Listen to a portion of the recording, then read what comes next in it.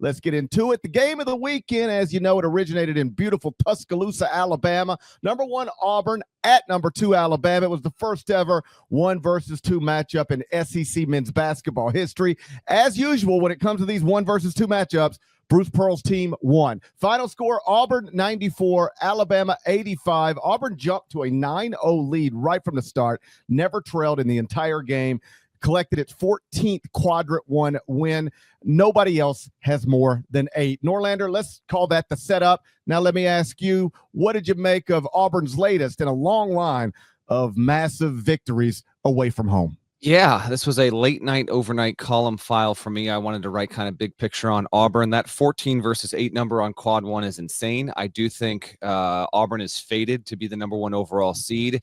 While it is mathematically possible that we could get to a point where Auburn won't be the top seed on Selection Sunday, it is inconceivable to me how we will get there. The lead is so outrageous and the SEC is so good that I don't think there's any combination other than Auburn somehow finding a way to lose 4 games and Florida maybe not losing more than 1 the rest of the way that could get Auburn off of the top of the 1 line, or Alabama, which, as I detailed on HQ, has statistically the toughest schedule for the rest of the regular season of any team in the sport. If Alabama was able to go 6-0 against the gauntlet's about to face down, then yeah, maybe, but that's not how we're going to get there. Auburn right now with the win is in the process of having what could wind up being a pretty damn special season and could be ultimately one of the all-time great teams if gets that number 1 overall seed, goes deep into the tournament. Let's not get too ahead of ourselves there.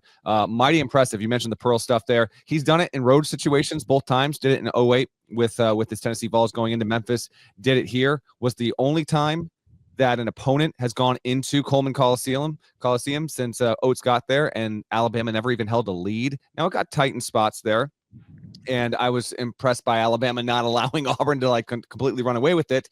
But your boy here was wrong on the Final 4 and 1. I did have Alabama winning. Didn't work out so well for me in that regard.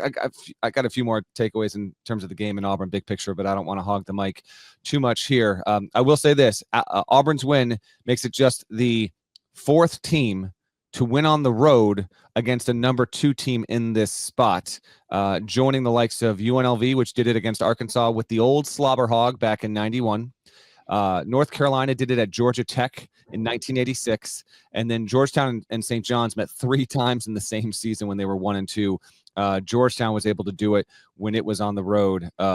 And get that done being the number 1 team. So a lot of stuff even to dive in, but I send it back to you. What were your biggest takeaways? And as you talk here, I'm going to hop out of my chair because I got a light here that's flickering. So I'm going to turn that off so that anyone that might be watching this epileptic doesn't have, I don't know if you're seeing that on the screen or not, but it just started as we podcasted. So take it away. I'll be back in 9 seconds. It's just outrageous what they're doing. I mean, it's a biggest game in the history of the state.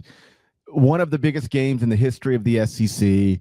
There's a massive buildup to it on both sides, inside the state of Alabama and also nationally. And then you, as the number 1 team in the country, just go into, oh, by the way, it's your biggest rival, and you just go into their building and jump on them 9-0, just like that. And I don't want to say they controlled it from start to finish, because there were moments where it felt like momentum was shifting and like, oh, here come the Crimson Tide. But what I said earlier is true. Auburn never trailed in this game. They jumped to a 9-0 lead and never trailed. To go into the second-ranked team's building and do that is wildly impressive. And it's not like we needed to see something like this from Auburn to know this is the best team in the country. This is a legitimate national championship contender. But it is a reminder that they seem to be operating on a different level than most, if not all. I know in the predictive metrics, they have not separated from the likes of Houston and Duke and a few others. But from a resume perspective, it's not even close right now. And I, like you, can't even, I mean, I guess I've got a pretty good imagination. I could imagine, Auburn losing 2 players to injuries and then it just goes the wrong way. But what I was about to say is it's hard to imagine them not being the number 1 overall seed in the 2025 NCAA tournament. I just sort of picked up on this yesterday, looking at it. Right now, in this moment, the top 6 teams in the country at KenPom are in this order: Auburn, Duke, Houston, Florida, Tennessee, Alabama. Auburn owns wins over, relative to KenPom, number 3 Houston in Houston and number 6 Alabama in Tuscaloosa. beat number 5 Tennessee at home, and the only losses on the entire resume for Auburn are to number 2 Duke on the road and to number 4 Florida at home. In other words, top 6 teams at KenPom, Auburn's played the other 5, and the only 2 losses of the resume fall into that group, and they've beaten 3 of them. It is not unbelievable, but incredibly impressive what Bruce and his staff have been able to do with this team. And yeah, they're on track to not only, if they are capable of seeing this through, they could go down in history as one of the, certainly modern history, of the great national champions. If they are able to win what might go down in history as the toughest league in the sport that we've ever seen, right? More teams to the NCAA tournament than we've ever witnessed. You win that league by multiple games, put together this resume, and then run through the NCAA tournament as well. There could be some really special stuff on tap for that Auburn program. Yeah, they got to get there, but if they can, certainly it would. I mean, especially like I wrote, last year's UConn team was just an all-time great team, and this Auburn team is getting there. We don't, we had the bracket reveal Saturday. Auburn was the number 1 overall seed with plenty of margin. Bubba Cunningham said on CBS, in the past 4 years, or not even like UConn last year, there just hasn't been a team a month out, because that bracket preview show is always 29 days before we get to the real deal.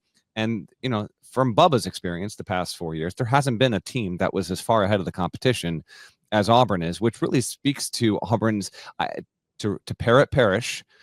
The Auburn has not separated in the predictives. They're still clumped in with Duke and Houston and the top end SEC teams.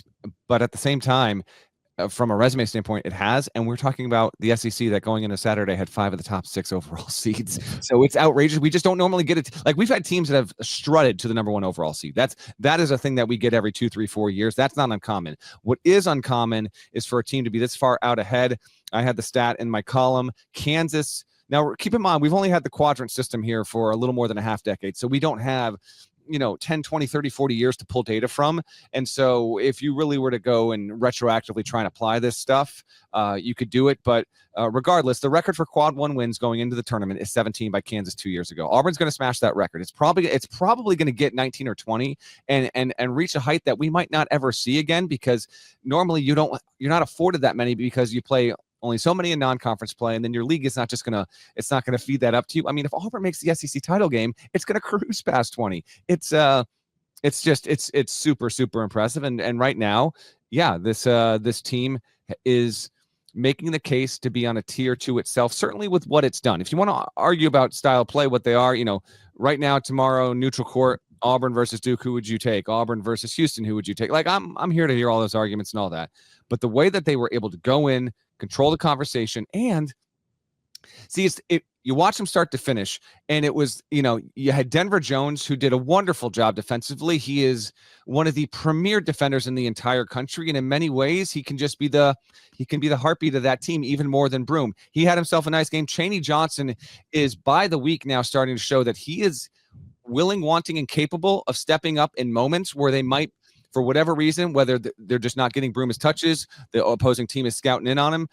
Chaney Johnson can get buckets in a variety of ways. Those 2 guys stepped up, and then over the course of the game, it was Broome again. 19 points, 14 boards, 6 assists. He tweaked his ankle and still played through it, and down the stretch, when Alabama got it close, it was Broome who was the deciding factor. I mean, he had a pretty rugged block that was a key defensive moment with about, I want to say there was like 5 minutes to go in the game at that point, and Alabama had a little bit of daylight of hope in that spot, just wouldn't let it happen. Broome this season has had 4 games of at least 18 points, 14 boards, and 5 assists. He had 19, 14, and 6 on Saturday. But those thresholds, 18, 14, and 5, he's got 4 of them. No one else in the country has more than one. It's why I think, even right now, Flag, he had another nice game. Duke absolutely routed Stanford, whatever. But Broome is narrowly ahead in the National Player of the Year conversation because, again, big stage, road game. He comes up with another big statistical showing. And my last data point for you, GP, is this. Alabama shot 42.1% from the field in effective field goal percentage and was only 19.2% from three-point range. I mean, they could not get the ball to go in the bucket at home. Nate Oates, when I talked to him on whatever it was, Wednesday, he was really keying in on how important it was going to be to shoot well from 3 the way they had just done against Texas. And then this one, it was 1 out of every 5 that went down, wound up being 5 of 26 overall. Those were season lows. those two numbers I gave you, 19.2% from three and then 42.1% effective field goal percentage of the entire season. Auburn, that's how you step up in a hugely anticipated game and remind everyone that you are the national title favorite. It has not occurred to me until just now to look this up, and I haven't seen anybody else reference it anywhere. But I'd be curious to know this. When is the last time a school was the number one overall seed, had a player who was the national player of the year, and a coach who was the national coach of the year? Because that's very much in play right now for Auburn, Bruce Pearl, and Janai Broome. Well, I've got something quasi like that. Let me just read it off to you real quick because I asked our research team to look this up. Here are the players. So we can retroactively, we're not going to go too deep on this, but here are the players that played in a 1-2 matchup and that very season won National Player of the Year. Buddy Hield did it in 2016. J.J. Redick did it in 2006 in a Duke-UNC game. Elton Brand did it in 98-99 Duke-Michigan State. Anton Jameson did it. Marcus Camby did it. Larry Johnson did it. UNLV Arkansas, the game I just referenced. Ewing and Mullen both won National Player of the Year awards. They did it in 84-85. Ralph Sampson, Scott May at Indiana. Sampson was obviously at Virginia. David Thompson did it with NC State. Elvin Hayes and Jerry Lucas. So those are the players that were in a 1-2 game in the regular season, specifically the regular season, and then went on to win a National Player of the Year honor. Will you toss in the Coach of the Year part of that? I can't tell you off the top of my head. I'm guessing Kay did not win Coach of the Year in 2006, and I don't think Self won it nationally in 2016. So this could be very rare. Although by the nature of it, Parrish, you get into a spot, if it's deeper in the season and you're coaching a 1 or a 2 ranked team, then you'd be up for Coach of the Year. But it's probably pretty damn rare. But right now, Auburn's got a chance because it's got the front runner in both of those categories. You could very easily turn in a ballot right now. In fact, it might be the proper ballot to turn in right now. Who's going to be the number 1 overall seed? Auburn, obviously. Who's the Coach of the Year? Bruce Pearl, reasonably. Who's the National Player of the Year? Janai Broome, perhaps. It's a totally reasonable thing. Awesome stuff happening at Auburn.